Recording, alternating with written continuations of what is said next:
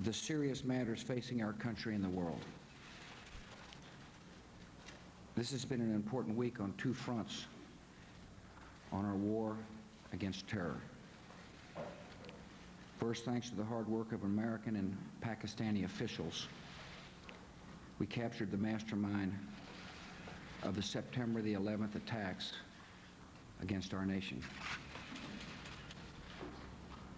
Khalid Sheikh Mohammed conceived and planned the hijackings and directed the actions of the hijackers. We believe his capture will further disrupt the terror network and their planning for additional attacks. Second, we have arrived at an important moment in confronting the threat posed to our nation and to peace by Saddam Hussein and his weapons of terror. In New York tomorrow, the United Nations Security Council will receive an update from the Chief Weapons Inspector. The world needs him to answer a single question. Has the Iraqi regime fully and unconditionally disarmed as required by Resolution 1441, or has it not? Iraq's dictator has made a public show of producing and destroying a few missiles that violate the restrictions set out more than 10 years ago. Yet our intelligence shows that even as he is destroying these few missiles, he has ordered the continued production of the very same type of missiles. Iraqi operatives continue to hide biological and chemical agents to avoid detection by inspectors. In some cases, these materials have been moved to different locations every 12 to 24 hours, or placed in vehicles that are in residential neighborhoods. We know from multiple intelligence sources that Iraqi weapons scientists continue to be threatened with harm should they cooperate with UN inspectors. Scientists are required by Iraqi intelligence to wear concealed recording devices during interviews. And hotels where interviews take place are bugged by the regime. These are not the actions of a regime that is disarming. These are the actions of a regime engaged in a willful charade. These are the actions of a regime that systematically and deliberately is defying the world. If the Iraqi regime were disarming, we would know it, because we would see it. Iraq's weapons would be presented to inspectors, and the world would witness their destruction. Instead, with the world demanding disarmament and more than 200,000 troops positioned near his country, Saddam Hussein's response is to produce a few weapons for show while he hides the rest and builds even more. Inspection teams do not need more time or more personnel. All they need is what they have never received: the full cooperation of the Iraqi regime. Token gestures are not acceptable. The only acceptable outcome is the one already defined by a unanimous vote of the Security Council: total disarmament.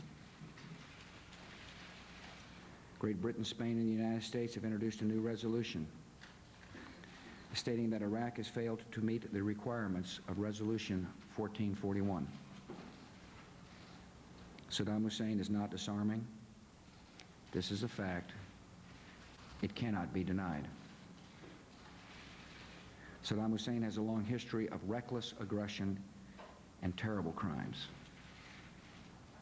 He possesses weapons of terror. He provides funding and training and safe haven to terrorists.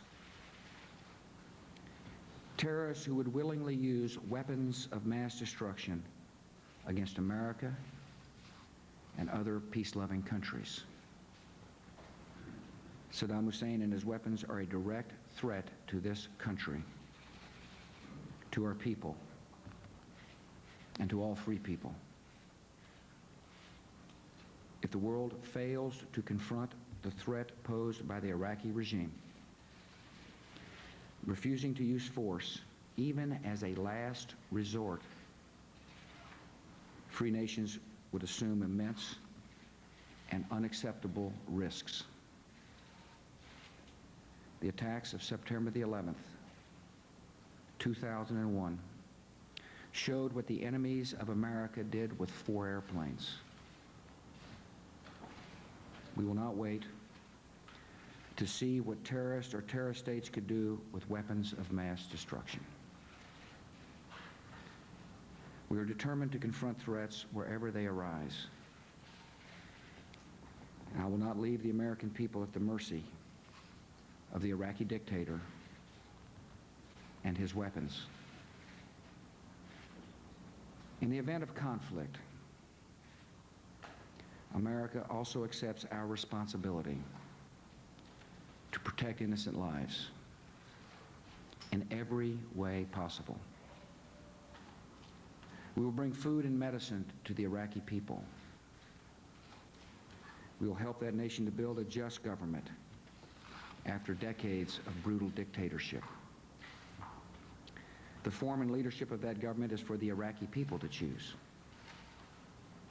Anything they choose will be better than the misery and torture and murder they have known under Saddam Hussein.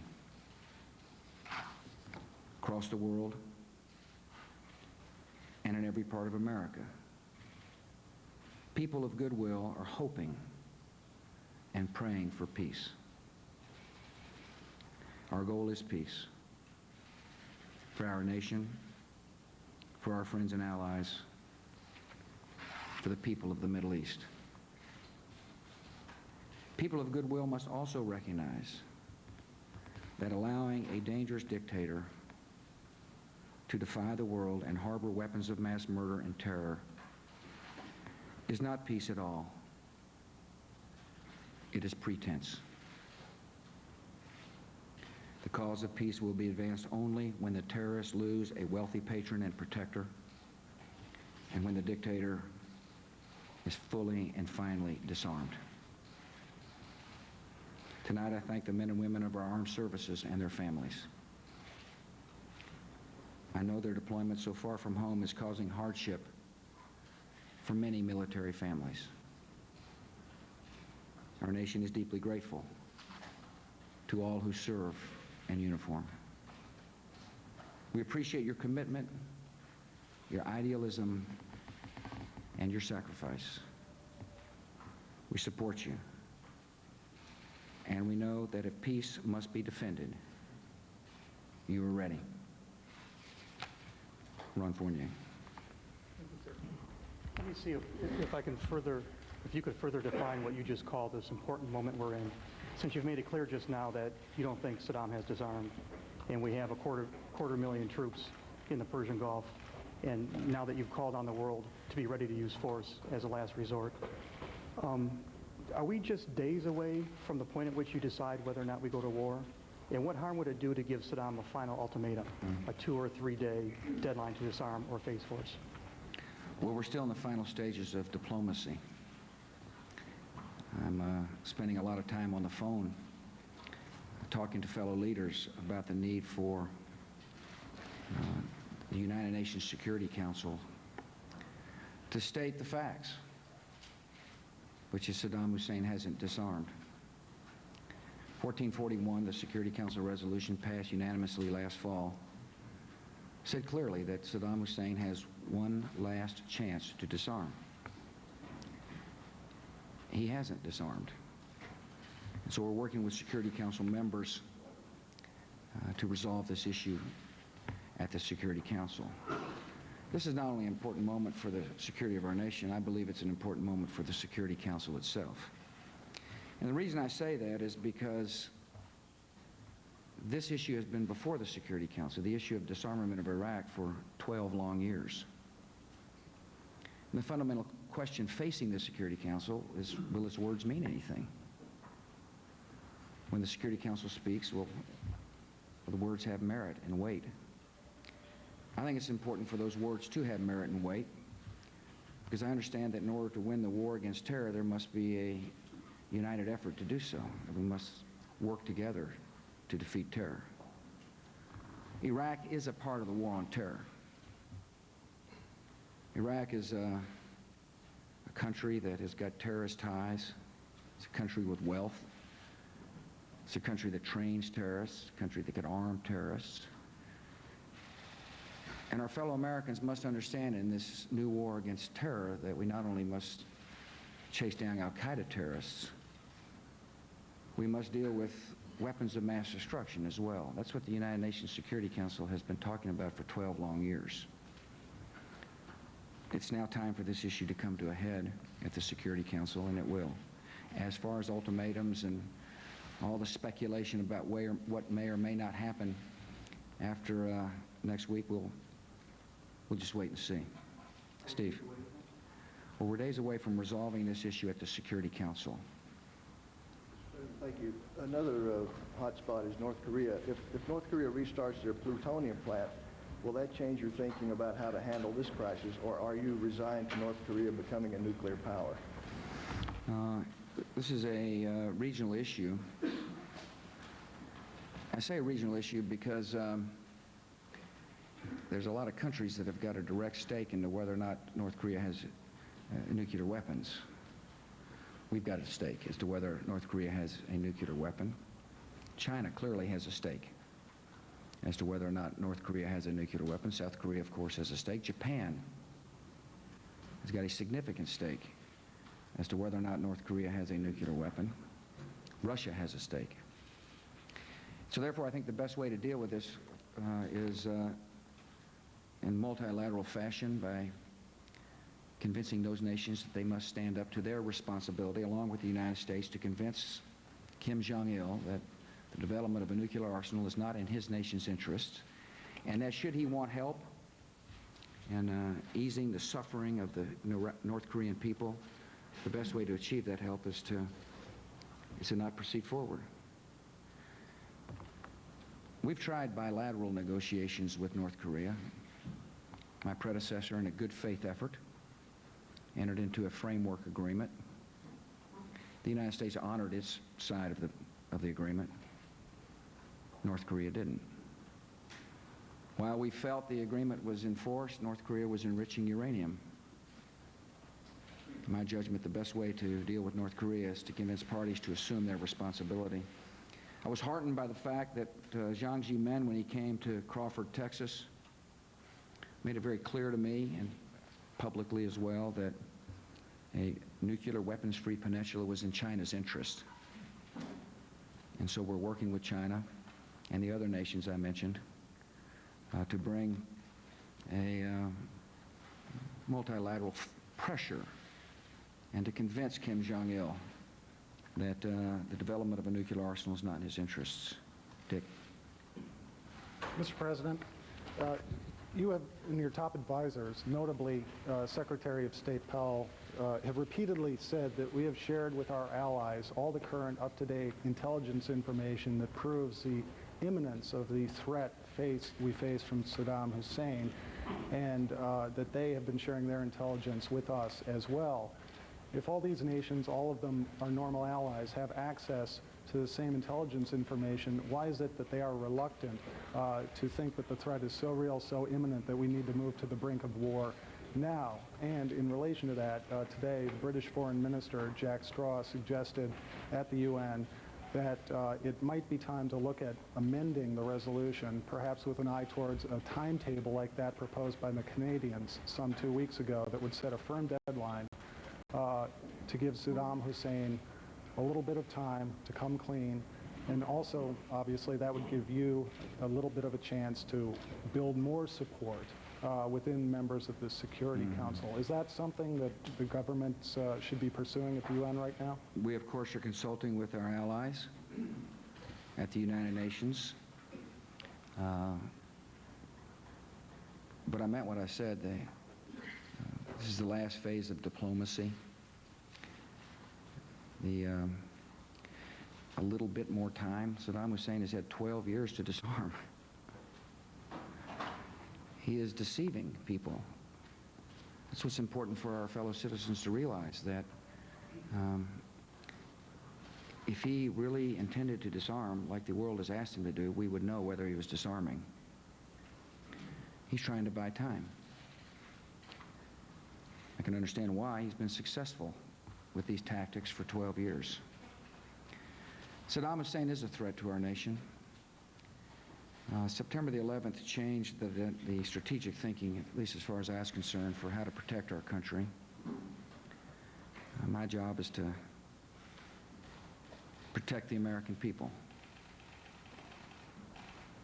It used to be that we could think that you could contain a person like Saddam Hussein, that oceans would protect us from his type of terror.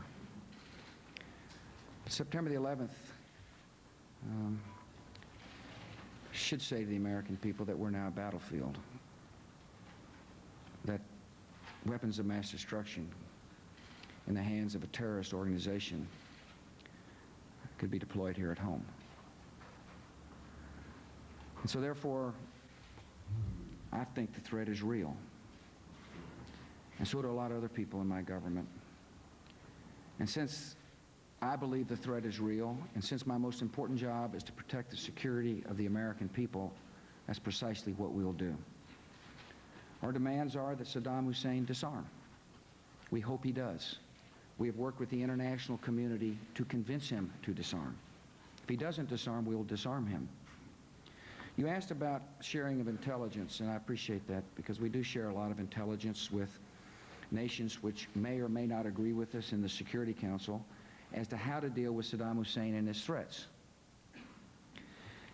We have got roughly 90 countries engaged in Operation Enduring Freedom, chasing down the terrorists. We do communicate a lot, and we will continue to communicate a lot. We must communicate. We must share intelligence. We must cut off money together. We must smoke these Al-Qaeda types out one at a time. It's in our national interest as well that we deal with Saddam Hussein. But America is not alone in this sentiment. There are a lot of countries who fully understand the threat of Saddam Hussein. A lot of countries realize that the credibility of the Security Council is at stake. A lot of countries, like America, who hope that he would have disarmed, and a lot of countries which realize that it may require force to disarm him. Jim Angle. Thank you, President. Sir, if you haven't already made the choice to go to war, can you tell us what you're waiting to hear or see before you do make that decision? And if I may, during the recent demonstrations, many of the protesters suggested that the U.S. was a threat to peace, which prompted you to wonder out loud why they didn't see Saddam Hussein as a threat to peace. I wonder why you think so many people around the world take a different view of the threat that Saddam Hussein poses than you and your allies. Well, first, I appreciate societies in which people can express their opinion. That society, free speech, stands in stark contrast to Iraq. Secondly, I've seen all kinds of protests since I've been the president. I remember the protests against trade. A lot of people didn't feel like free trade was good for the world. Completely disagree. I think free trade is good for both wealthy and impoverished nations. But that didn't change my opinion about trade. As a matter of fact, I went to the Congress to get Trade Promotion Authority out. I recognize there are people who don't like war. I don't like war. I wish that Saddam Hussein had listened to the demands of the world and disarmed. That was my hope. That's why I first went to the the United Nations to begin with on September the 12th, 2002, to address this issue as forthrightly as I knew how. That's why months later we went to the Security Council to get another resolution called 1441, which was unanimously approved by the Security Council, demanding that Saddam Hussein disarm. I'm hopeful that he does disarm. But in the name of peace and the security of our people, if he won't do so voluntarily, we will disarm him, and other nations will join us in disarming him. And that creates a certain sense of anxiety. I understand that. Nobody likes war.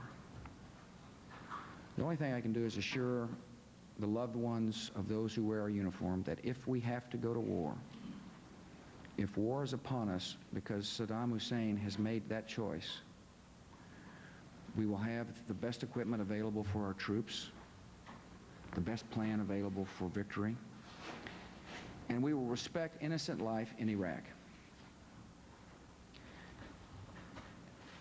The risk of doing nothing,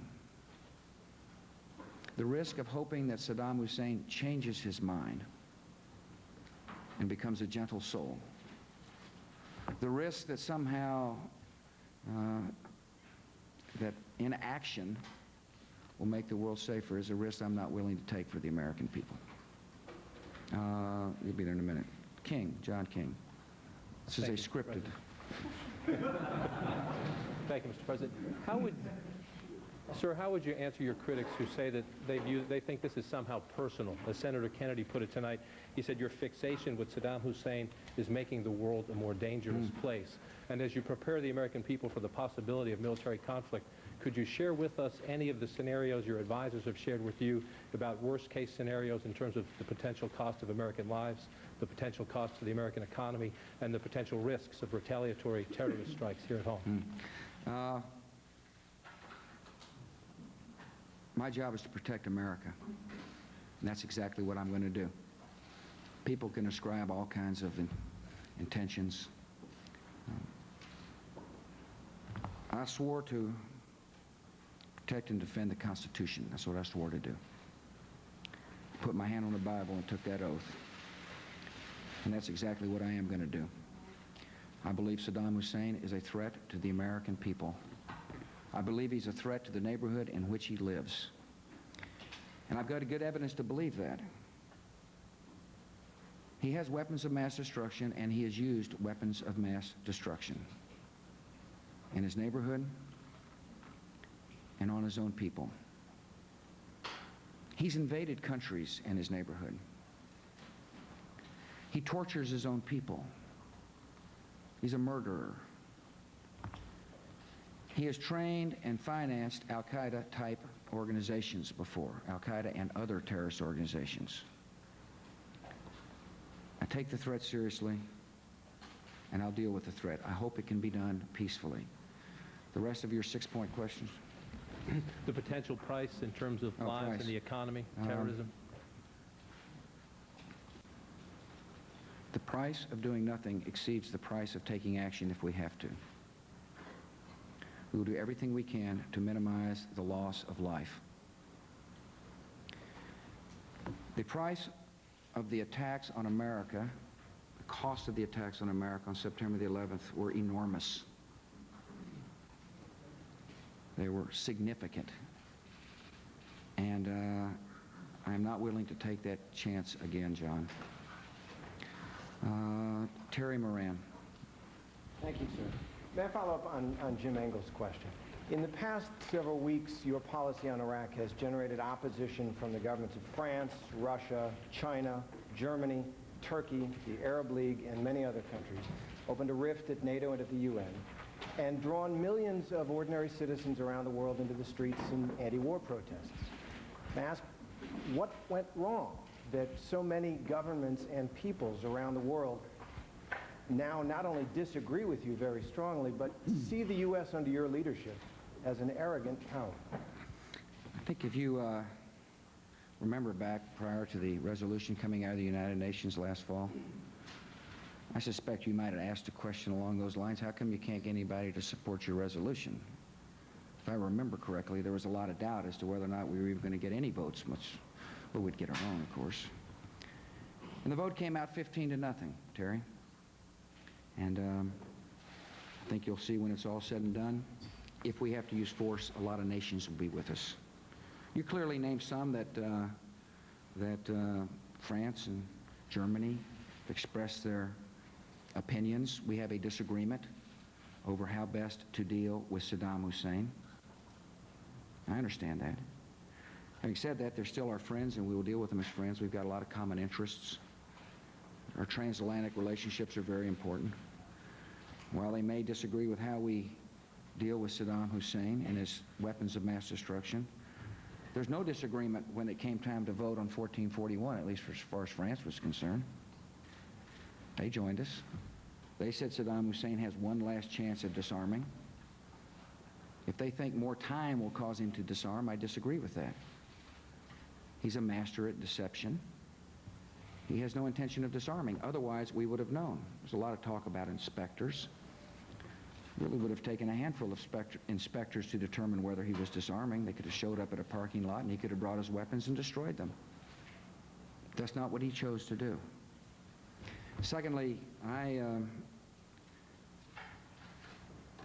make my decisions based upon the oath I took, the one I just described to you. I believe Saddam Hussein is a threat to the American people. He's a threat to people in his neighborhood. He's also a threat to the Iraqi people. One of the things we love in America is freedom. If I may, I'd like to remind you what I said at the State of the Union. Liberty is not America's gift to the world, it is God's gift to each and every person. And that's what I believe. I believe that when we see totalitarianism, that we must deal with it. We don't have to do it always militarily. But this is a unique circumstance because of 12 years of denial and defiance, because of terrorist connections, because of past history. I'm convinced that a liberated Iraq will be important for that troubled part of the world. The Iraqi people are plenty capable of governing themselves. Iraq's a sophisticated society. Iraq's got money. Iraq will provide a place where people can see that the Shia and the Sunni and the Kurds can get along in a federation. Iraq will serve as a catalyst for change, positive change. So there's a lot more at stake than just American security and the security of people close by Saddam Hussein. Freedom is at stake as well, and I take that very seriously. Gregory. President, good evening. If you order war, can any military operation be considered a success if the United States does not capture Saddam Hussein, as you once said, dead or alive?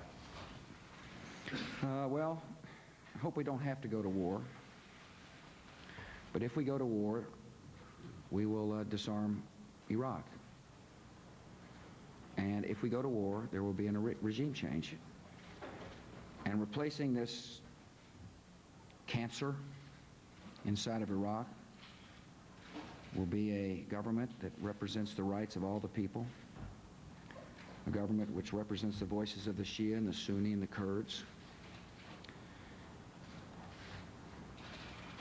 We care about the suffering of the Iraqi people. I mentioned in my opening comments that there's a lot of food ready to go in. There's something like 55,000 oil for food distribution points in Iraq. We know where they are. We fully intend to make sure that they're got ample food. We know where their hospitals are. We want to make sure they got ample medical supplies. The life of the Iraqi citizen is going to dramatically improve. Is success contingent upon capturing or killing Saddam Hussein in your mind? We will be changing the regime of Iraq for the good of the Iraqi people. Bill Plant, Mr. President, to a lot of people, it seems that war is probably inevitable because many people doubt, most people I would guess, that Saddam Hussein will ever do what we are demanding that he do, which is disarm. And if war is inevitable, there are a lot of people in this country, as much as half by polling standards, who agree that he should be disarmed, who listen to you say that you have the evidence, but who feel they haven't seen it, and who still wonder why blood has to be shed if he hasn't attacked us. Well, Bill, if they believe he should be disarmed, and he's not going to disarm, there's only one way to disarm him. And that happens to be my last choice, the use of force. Secondly, the American people know that Saddam Hussein has weapons of mass destruction. By the way, he declared he didn't have any. 1441 insisted that he have a complete declaration of his weapons. He said he didn't have any weapons.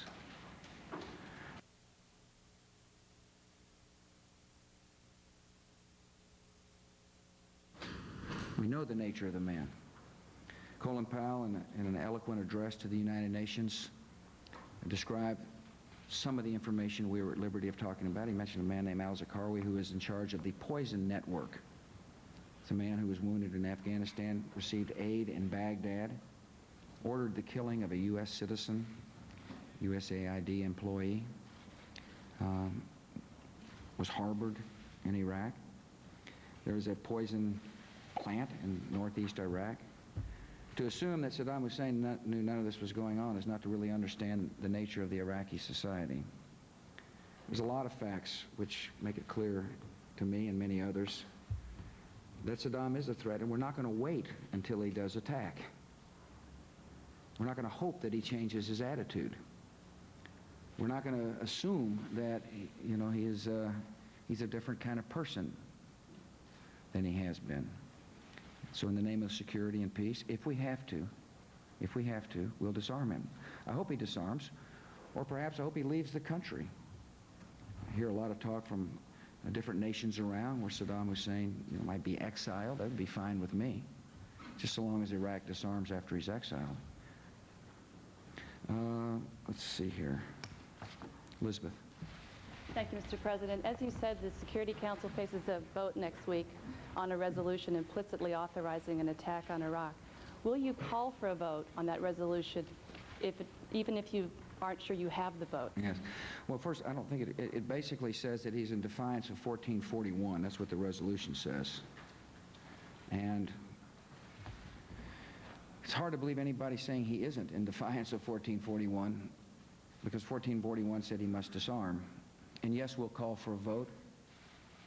No matter what the whip count is, we're calling for the vote. We want to see people stand up and say what their opinion is about Saddam Hussein and the utility of the United Nations Security Council. And so, you bet, it's time for people to show their cards, to let the world know where they stand when it comes to Saddam. Mark Knoller. Mr. President, are you worried that the United States might be viewed as defiant of the United Nations if you went ahead with military action without specific and explicit authorization from the UN? No. I'm not worried about that. As a matter of fact, it's hard to say the United States is defiant about the United Nations when I was the person that took the issue to the United Nations September the 12th, 2002. We've been working with the United Nations. We've been working through the United Nations. Secondly, I'm confident the American people understand that when it comes to our security, if we need to act, we will act, and we really don't need United Nations approval to do so. I want the United Nations to be effective. It's important for it to be a robust, capable body. It's important for its words to mean what they say, and as we head into the 21st century. Mark, when it comes to our security, we really don't need anybody's permission. Bill. Thank you, Mr. President. Even though our military can certainly prevail without a northern front, isn't Turkey making it at least slightly more challenging for us and therefore at least slightly more likely that American lives will be lost? And if they don't reverse course, would you stop backing their entry into the European Union? The answer to your second question is I support Turkey going into the EU. Turkey's a friend. They're a NATO ally. We will continue to work with Turkey. We've got contingencies in place that should our troops not come through Turkey, not be allowed to come through Turkey. And no, they won't cause any more hardship for our troops. I'm confident of that. April, did you have a question, or did I call upon you cold? I have a question. Okay. I'm sure you do have a question. Mr. President, as the nation is at odds over war, with many organizations like the Congressional Black Caucus pushing for continued diplomacy through the UN, how is your faith guiding you? And what should you tell America, well, what should America do collectively as you instructed before 9/11? Should it be pray? Because you're saying, let's continue the war on terror. I appreciate that question a lot. First, for those who urge more diplomacy, I would simply say that diplomacy hasn't worked. We've tried diplomacy for 12 years. Saddam Hussein hasn't disarmed, he's armed. And we live in a dangerous world. We live in new circumstances in our country, and I hope people remember I know they remember the tragedy of September the 11th, but I hope they understand the lesson of September the 11th. The lesson is that we're vulnerable to attack wherever it may occur, and we must take threats which gather overseas very seriously. We don't have to deal with them all militarily, but we must deal with them. And in the case of Iraq, it is now time for him to disarm for the sake of peace. If we have to use our troops, we will. My faith sustains me because I pray daily. I pray for guidance and wisdom and strength. If we were to commit our troops, I would pray for their safety. And I would pray for the safety of innocent Iraqi lives as well. One thing that's really great about our country, April, is there are thousands of people who pray for me, who I'll never see and be able to thank. But it's a humbling experience to think that people I will never have met have lifted me and my family up in prayer. And for that, I'm grateful. It's been a comforting feeling to know that is true. I pray for peace, April. I pray for peace. Hutch. Mr. President. As you know, not everyone shares your optimistic vision of how this might play out. Do you ever worry, maybe in the wee small hours, that you might be wrong and they might be right in thinking that this could lead to more terrorism, more anti-American sentiment, more instability in the Middle East? Hutch, I think, first of all, it's hard to envision more terror on America than September the 11th, 2001. We did nothing to provoke that terrorist attack. It came upon us because there's an enemy which hates America. They hate what we stand for. We love freedom, and we're not changing. And therefore, so long as there's a terrorist network like Al-Qaeda and others willing to fund them, finance them, equip them, we're at war. And so obviously I've thought long and hard about the use of troops. I think about it all the time. It is my responsibility to commit the troops. I believe we'll prevail. I know we'll prevail. And out of that disarmament of Saddam will come a better world, particularly for the people who live in Iraq. This is a society, Ron, which has been decimated by his murderous ways, his torture. He doesn't allow dissent. He doesn't believe in the values we believe in. I believe this society the Iraqi society can develop in a much better way. I think of the risks. I've calculated the cost of inaction versus the cost of action, and I'm firmly convinced if we have to, we will act in the name of peace and in the name of freedom. Ann. Mr. President, if you decide to go ahead with military action, there are inspectors on the ground in Baghdad. Will you give them time to leave the country, or the humanitarian workers on the ground, or the journalists? Will you be able to do that and still mount an effective attack on Iraq? Of course. We will give people a chance to leave. And we don't want anybody in harm's way, shouldn't be in harm's way. The journalists who are there should leave. If you're going and we start action, leave. The inspectors, we don't want people in harm's way. And our intention is we have no quarrel with anybody other than Saddam and his group of killers who have destroyed a society. And we will do everything we can, as I mentioned, and I mean this, to protect innocent life. I've not made up our mind about military action. Hopefully this can be done peacefully. Hopefully that as a result of the pressure that we have placed and others have placed, that Saddam will disarm and or leave the country. Ed. President, good evening. Sir, you've talked a lot about trusting the American people when it comes to making decisions about their own lives, about how to spend their own money. When it comes to the financial costs of the war, sir, it would seem that the administration surely has costed out various scenarios.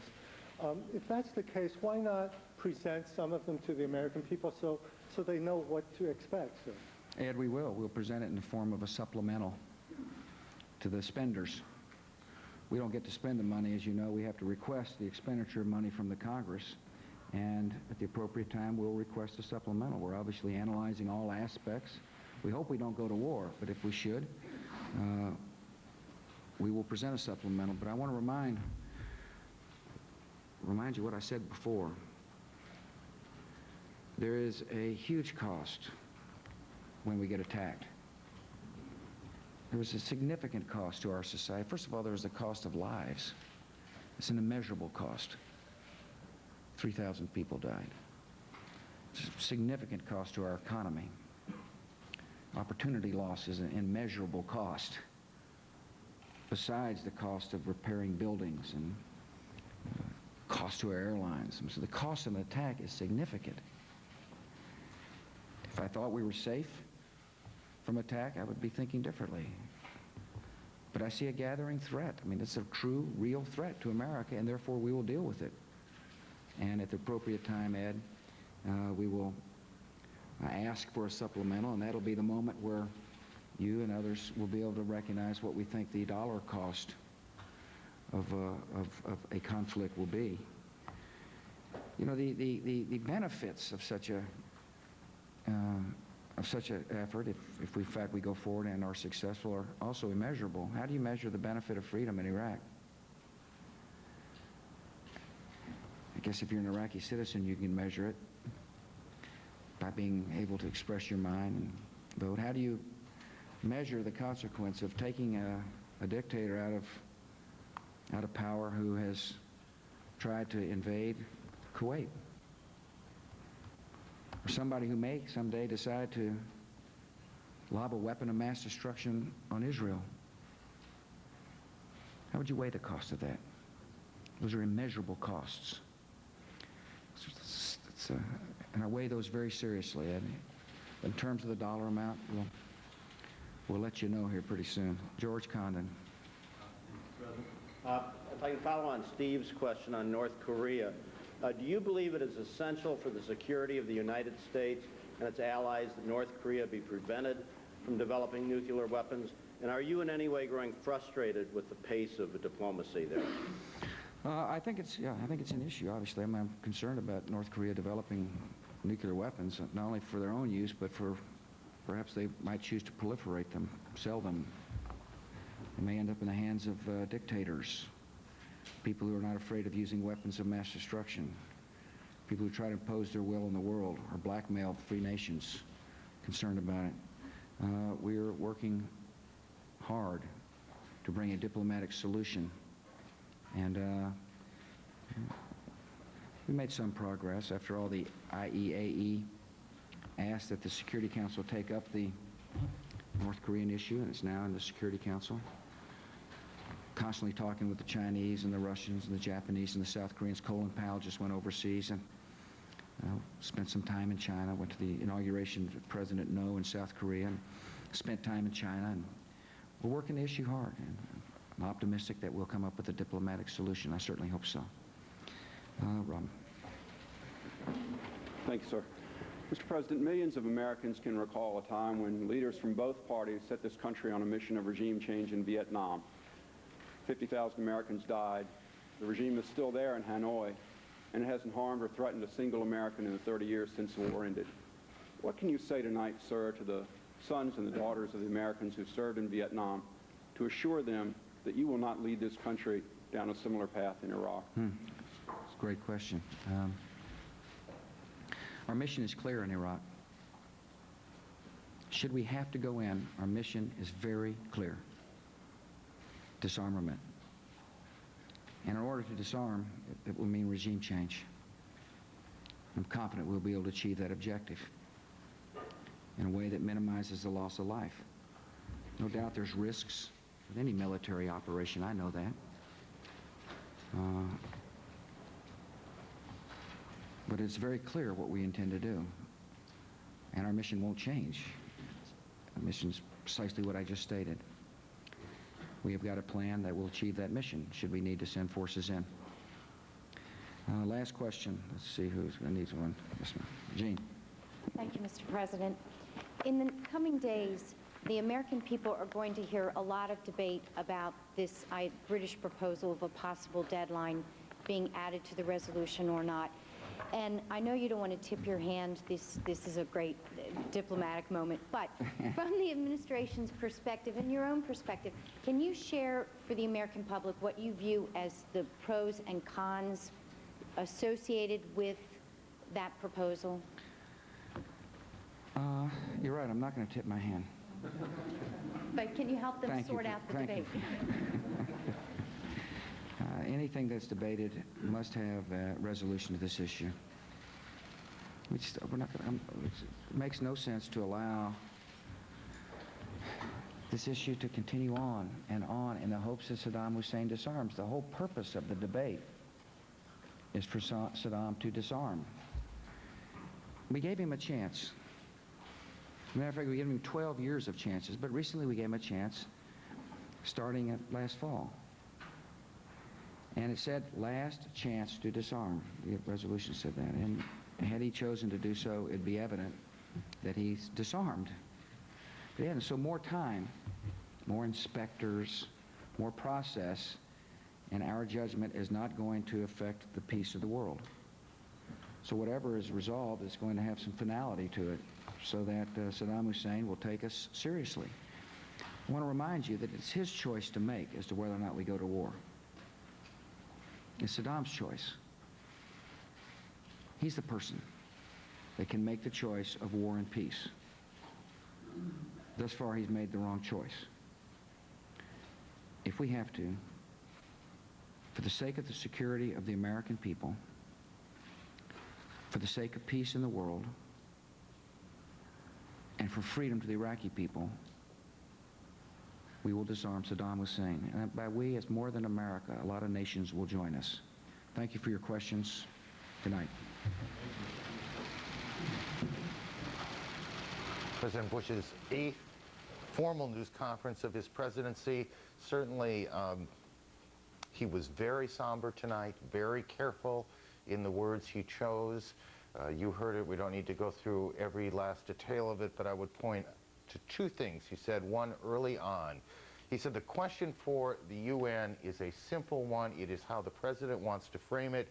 Has Iraq fully and unconditionally disarmed. Clearly, Hans Blix, when he addresses the Security Council tomorrow, will not say that. He will not say that Iraq has fully and unconditionally disarmed. And the President also said, we, the United States, will call for a vote. It's time for countries to show their cards on Iraq, whether we have the votes or not. So at least at this moment, there'll be a vote on a second resolution. We presume that is sometime next week. Those are the things we jotted down. John King, our senior White House